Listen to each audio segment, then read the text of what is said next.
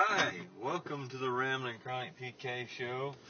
It is Wednesday morning, the day before Thanksgiving, and so a happy day before Thanksgiving to everyone. A week of thankfulness.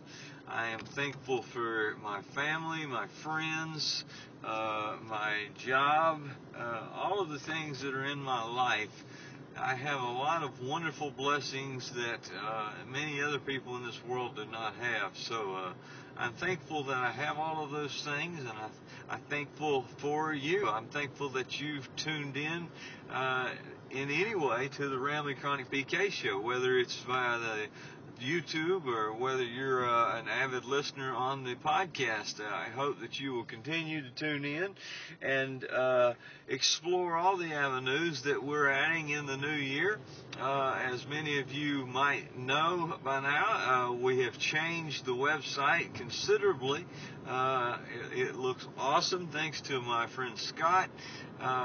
We have been able to find a better way to recognize our sponsors on there, so they kind of scroll so that we can give them equal share on the website.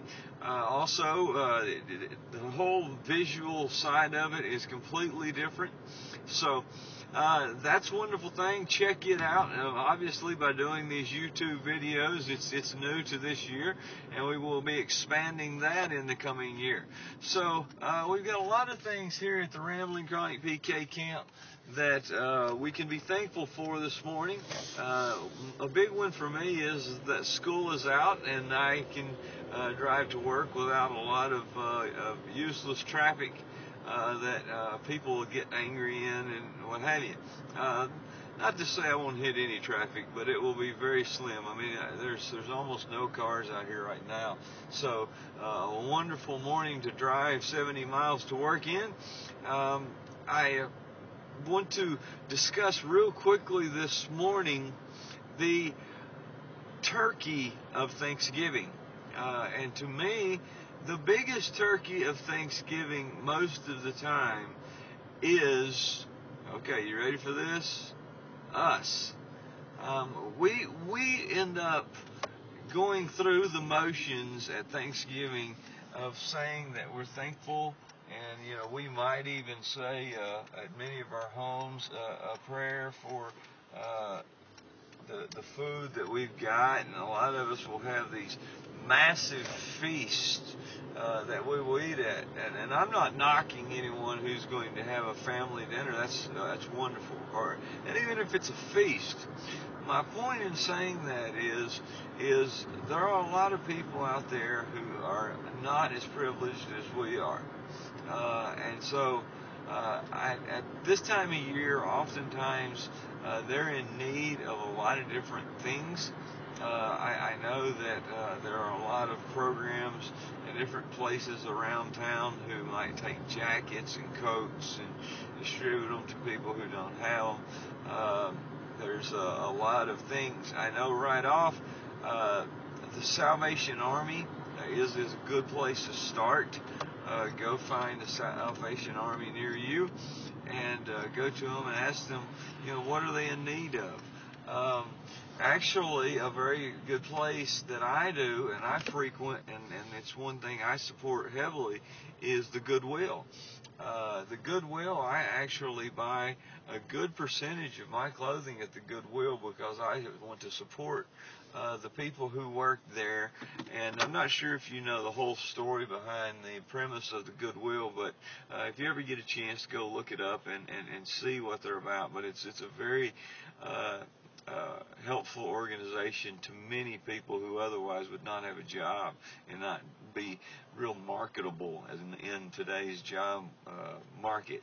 I also think that you should go look. I know there's a lot of angel trees around town and things of this nature, and those are wonderful. I encourage you to participate in those as well.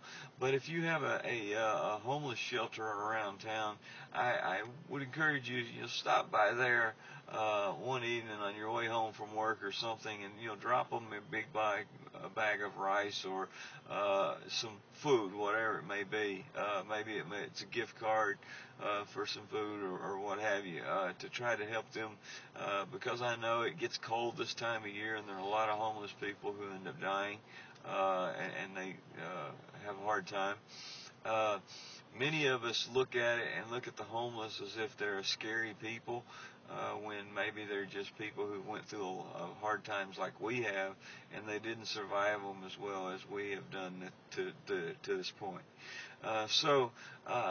I think it's time for us to, at Thanksgiving, to be thankful for what we do have, and then look at what we can in the next coming year. Maybe you can't do it today, but maybe you look at your goals towards next year and say, okay, this is what I'm deciding that we're going to do over the next year to help people, in whatever way it may be.